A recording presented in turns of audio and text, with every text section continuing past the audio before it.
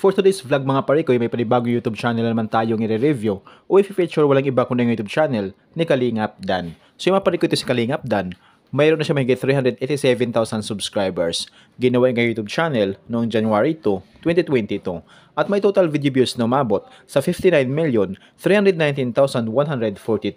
Dito sa video to mga pare ko ay ating alamin kung magkano na nga ba ang kanyang estimated YouTube sahod. Disclaimer, lahat na makikita nyong amount dito o mababanggit kong amount dito ay pawang estimated po lamang gamit ang Social Blade. Ang Social Blade ay isang public website na kahit sino ay pwedeng tumingin dito at maaari nyo rin makita ang lahat ng mga estimated YouTube sahod ng mga vloggers or content creator. At layunin lamang ng video to na makapagbigay ng inspirasyon sa mga tao makapanood nito, lalong-lalo na sa mga small YouTuber. So yung mapare ko, ano pang hinintay natin, samahan nyo kung i-review natin ang status ng YouTube channel ni Kalingap Dan.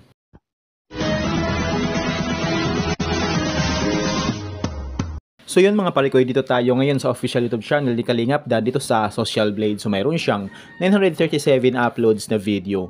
At yung kanyang subscribers ay umabot na sa 387,000 subscribers. Total ang kanyang video views na kuha na siya ng 59,162,257. Country, Philippines. Channel type, people.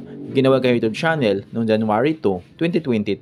Nakakuha siya ng 9,000 subscribers, tumaas ito ng 80.0% kumpara sa nakalipas na 30 days. At dito sa kanyang video views nakakuha siya magiging 2.5 million, tumaas ito ng 27.4% kumpara sa nakalipas na 30 days. So yun mga pare ko, dito naman tayo ngayon sa YouTube stats summary ni Kalingap Dan simula noong December 21 hanggang January 3, 2025. Dito natin makikita yung mga nadagdag niyang subscribers, video views, at yung kanya naman estimated earnings. Yung titingnan natin dito mga pare ko ay yung kanyang daily average. So sa kanyang daily average, mayroon siyang $21 at yung highest naman ay umabot sa $341. I-convert natin sa peso. Simula natin pag-convert sa lowest na mayroon siyang $21 i-times natin sa 58 ay meron siyang 1,218 pesos na posibleng kitain sa loob ng isang araw. At kung abot naman yung highest na umabot sa $341 i-times natin sa 58 ay meron siyang 19,778 pesos na posibleng kitain sa loob ng isang araw.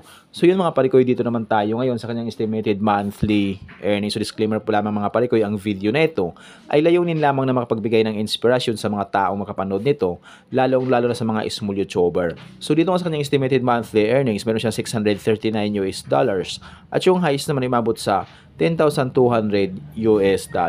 So i-convert natin sa peso. Simula din pag-convert sa lowest na mayroon siyang $639 i-times natin sa 58 ay mayroon siyang 37,062 pesos na posibleng kitain sa loob ng isang buwan.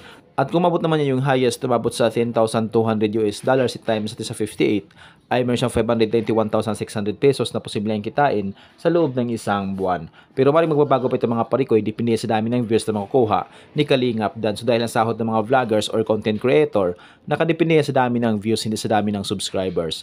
At laking tulong din yung mga viewers na hindi nag-i-escape ng ads. So kapag once na hindi po tayo nag-i-escape ng ads, medyo lalaki ang YouTube sahod ni Kalingap Dan. So yung mga parikoy, deserve ni Kalingap Dan na magkaroon siya ng malaking sahod sa kanyang YouTube channel at maraming subscribers. So deserve lahat ng mga Kalingap team. Kaya tuloy-tuloy suportahan ang lahat ng mga Kalingap team upang mapalawak Manila yung magandang layunin yung pagtulong sa mga kapuspalad.